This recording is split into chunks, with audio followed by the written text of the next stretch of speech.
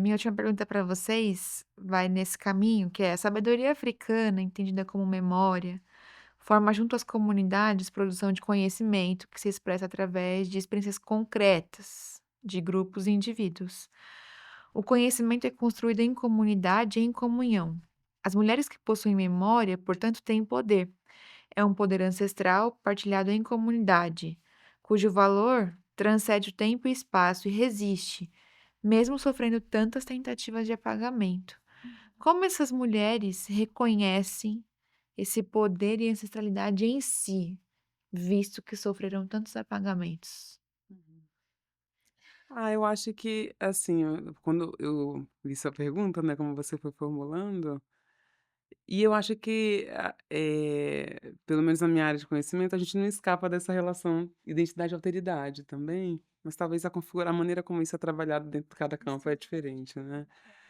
Eh, mas eu estava pensando, eu acho que essa reconhecimento de poder e ancestralidade, eu gosto muito do conceito de aquilombamento.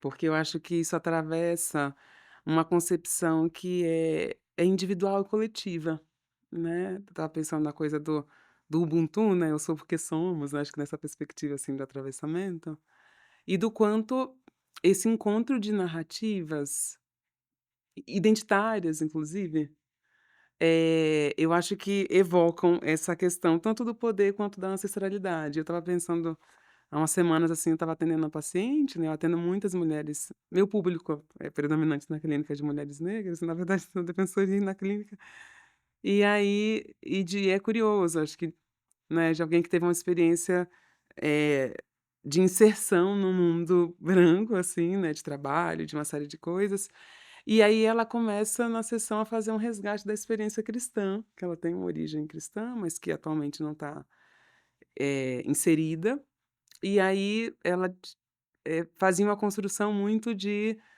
Não quero falar sobre problemas, não tenho, né, eu já resolvi as coisas, então não estou aqui para falar sobre coisas que já resolvi".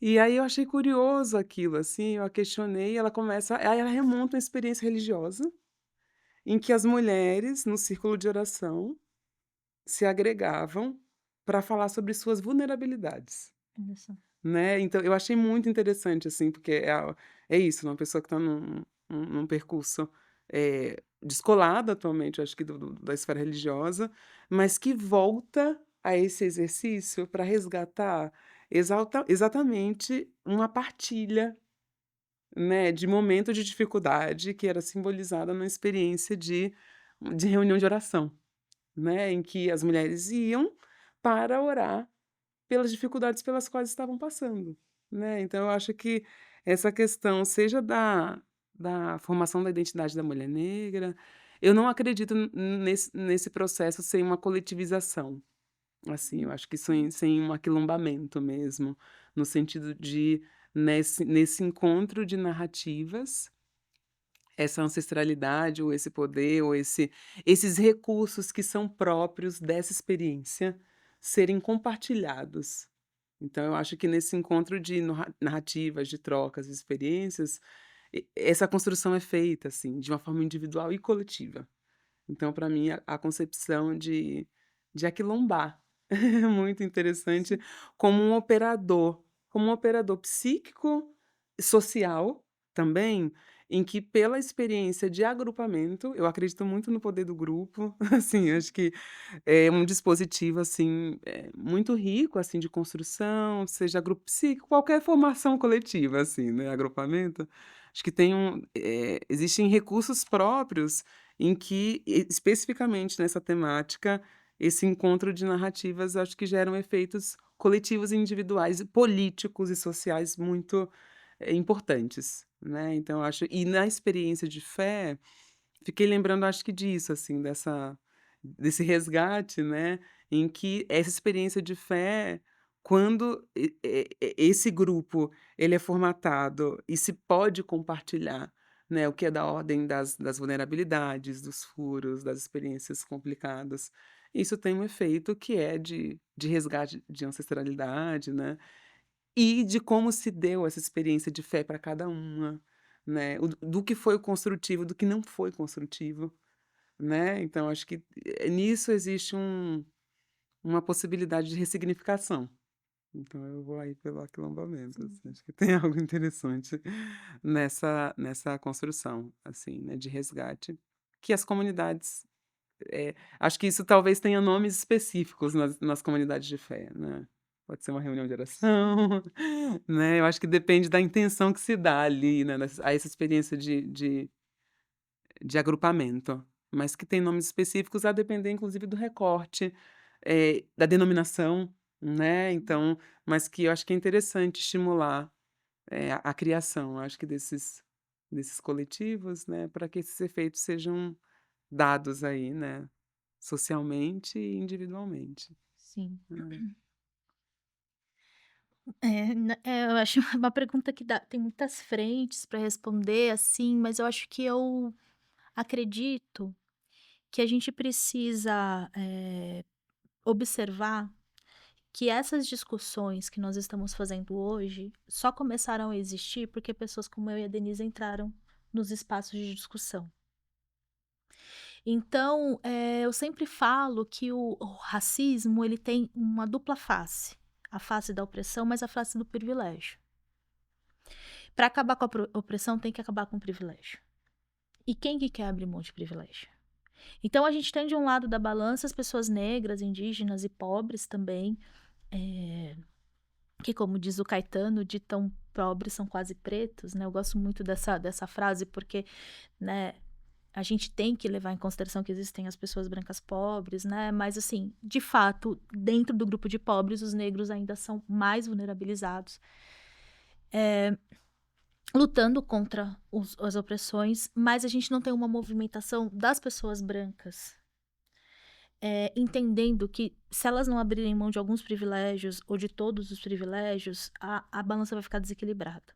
Né? E o que isso tem a ver com memória e ancestralidade? Muito do que está sendo escrito, por exemplo, a história da Maria Firmina, ela foi escrita recentemente por uma mulher negra que que foi atrás de escrever uma narrativa que tinha sido perdida, porque a gente não tinha o poder de escrever, né, de registrar, porque a marca das sociedades, africanas e também originárias brasileiras é a oralidade.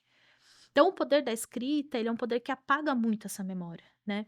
Então a gente teve também recentemente, na faculdade de direito, a história da Jacinta, que foi recuperada porque uma mulher negra, né, no seu mestrado, estava estudando, né, a Frente Negra Brasileira e seus panfletos e viu uma coisa e ela foi e recuperou a história da Jacinta que tinha simplesmente sido apagada.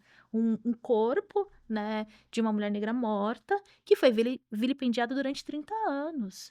E no Brasil, vilipêndio de cadáver é crime hediondo, a não ser que você seja uma mulher negra, né. Então eu acho que é importante a gente entender que a gente não pode colocar só a responsabilidade de novas narrativas e de novas construções na mão da mulher negra.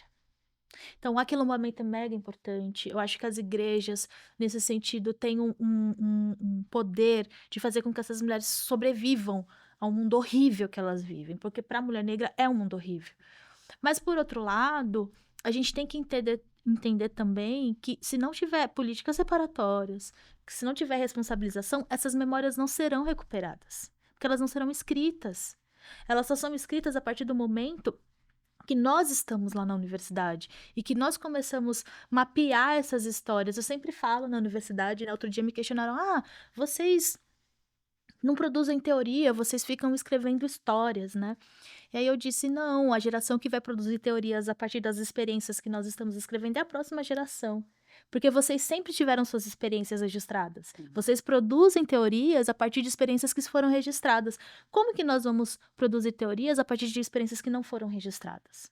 Né, então, e aí eu acho que é muito importante a gente que está na igreja. Simone, qual que é o nosso papel da gente que está na igreja? Olhar para o texto bíblico e entender que há uma ancestralidade negra presente naquele texto que foi apagada.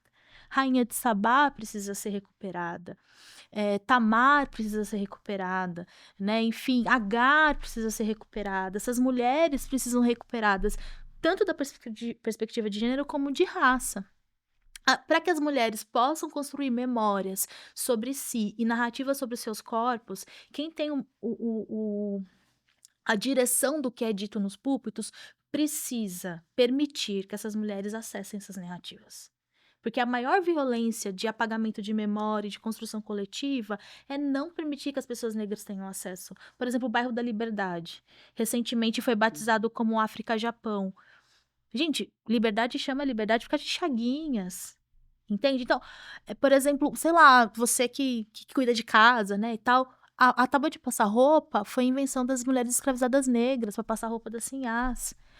A coisa de poço também foi uma invenção negra, né? A fundição de ferro no Brasil foi um conhecimento negro vindo para o Brasil. Né? Os malês, que eram muçulmanos, eles vieram para o Brasil, eles eram alfabetizados.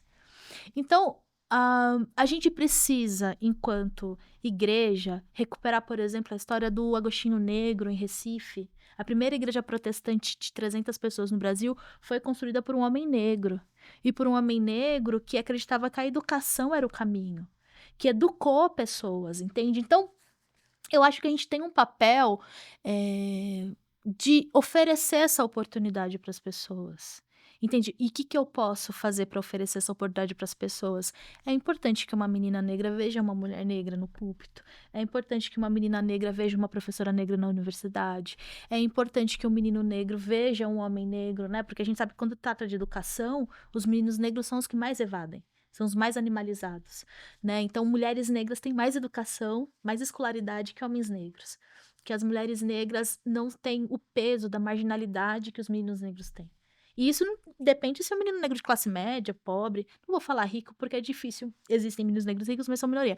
Então, a gente precisa encarar esse passado, a gente precisa pedir perdão, a gente precisa... mas Simone, não fui eu que escravizei pessoas, eu sou um branco de classe média, meu pai não foi dono de escravos. Mas existe um sistema que você tem privilégios, porque se alguém está sendo oprimido, alguém tem privilégios. Então, eu acho que as mulheres negras já fazem isso, porque se nós chegamos aqui e não perdemos muito da nossa ancestralidade, é porque de uma maneira ou outra essas mulheres foram trazendo, por exemplo, o uso das ervas. Então, se você toma um chá de guaco quando você está doente, isso não é um conhecimento europeu. Se você toma um chá de camomila para acalmar, se você usa, se hoje estudam canabidiol, o canabidiol, né, que vem de uma planta que era uma planta de manejo negro, né, e por isso que é tão perseguida. Então a gente precisa entender que é muito cruel a gente exigir que pessoas negras construam memórias quando quem está no privilégio, no controle da narrativa, não der espaço para que essas memórias apareçam. Né? Então, por exemplo, o Instituto de Pretos Novos no Rio de Janeiro, eu sei que as indicações são depois, né? Mas ele foi construído em cima de um cemitério de pretos novos. O que eram os pretos novos? Eram os negros trazidos de África, que ficavam numa grande quarentena. Depois que eles saíam dessa quarentena, se eles não morressem, muitos morriam, né? Porque, enfim, era uma travessia dura para eles. E não ficassem doentes, eles eram vendidos. E aí, do Rio de Janeiro, eles foram para o mundo. O Rio de Janeiro foi o estado que mais recebeu pessoas negras. E esse cemitério, a população, o movimento negro já sabia que ele existia, as narrativas diziam que tinha um grande cemitério de pessoas negras lá, mas não se sabia aonde. E um certo dia, uma senhora foi reformar um terreno que ela comprou e encontrou uma ossada, e aí o movimento negro já reivindicou. A gente sabia que perto do Cais do Valongo, que depois foi o Cais da Princesa, tinha umas ossadas de um cemitério. Nas pequenas Áfricas, né? Na pequena África, isso. E aí, por que eu tô falando disso? A população negra pode acessar isso, inclusive com os estudos genéticos, a gente pode saber de onde que aqueles ossos eram, de que população negra, e começar a entender mais a nossa ancestralidade, porque uma pessoa branca que encontrou aquela ossada não ficou quieta. Porque ela podia simplesmente ter tacado o cimento e hoje a gente não ia ter o Instituto dos Pretos Novos, né? Então, o racismo não é um problema das pessoas negras.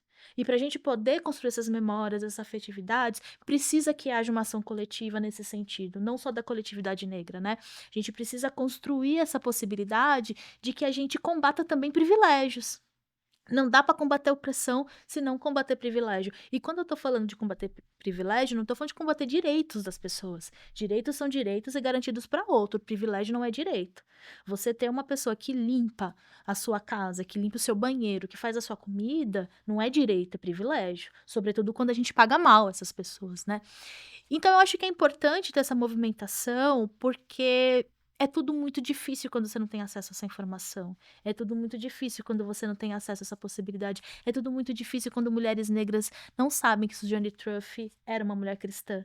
Aí o movimento feminista negro reivindica Suzanne Truff e nós, mulheres negras da igreja, não lemos o que ela falou sendo uma mulher cristã que falou: "Não, você não vai vender meu filho, a escravidão acabou nos Estados Unidos", e ganhou, e ganhou por essa apropriação que ela teve do texto bíblico, essa apropriação que ela teve das narrativas bíblicas, dela entender, né, como Deus olhava para as mulheres e olha para as mulheres.